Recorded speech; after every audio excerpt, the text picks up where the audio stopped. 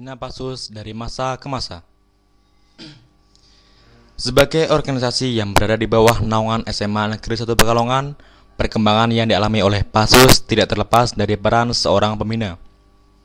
Kini, dalam usia yang tidak lagi dapat dikatakan muda, Pasus telah memiliki sosok panutan sebagai pembina, yaitu Bapak Nadirin, Bapak Gunawan, Bapak Ciptoroso, Bapak Setiadi, Bapak Wahid, dan Bapak Afgoni.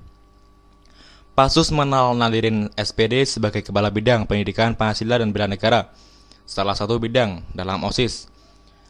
Bapak Nadirin yang lahir di Pekalongan 22 Agustus 1952 melihat Pasus sebagai organisasi yang mandiri dan tertib.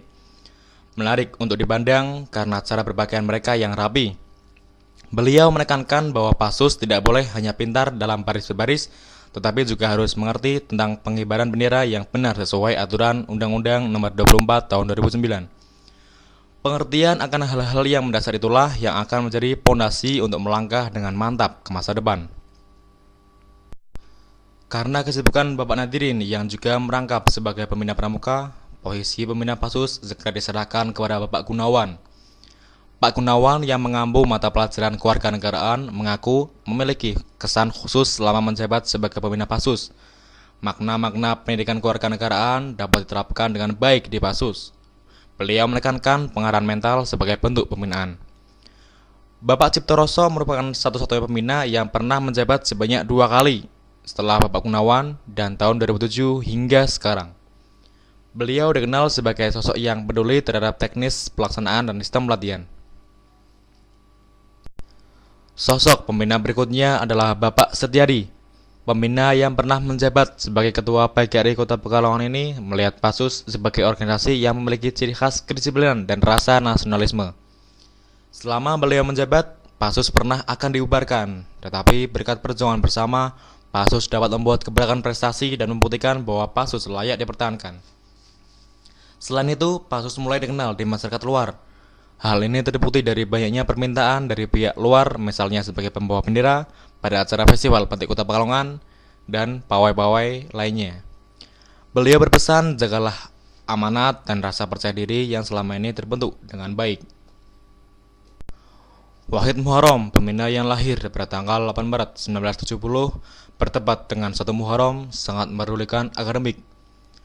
Beliau menekankan bahwa seluruh anggota Pasus harus dapat membagi waktu agar prestasi akademik dan organisasi berjalan dengan seimbang.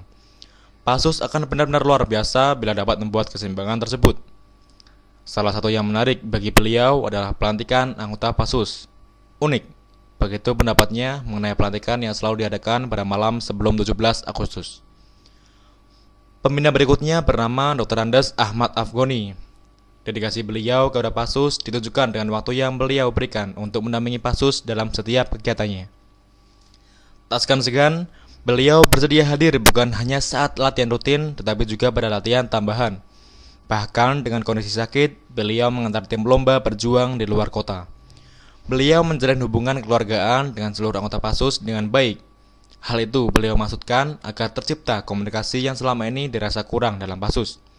Beliau berharap Pasus dapat menghindari kegiatan yang bersifat kekerasan, serta beliau dapat menjadi penyelaras pemikiran dengan pihak sekolah. Demikianlah sosok singkat pembina Pasus dari masa ke masa. Tentu saja, Pasus sangat berterima kasih dengan bimbingan yang telah diberikan selama ini.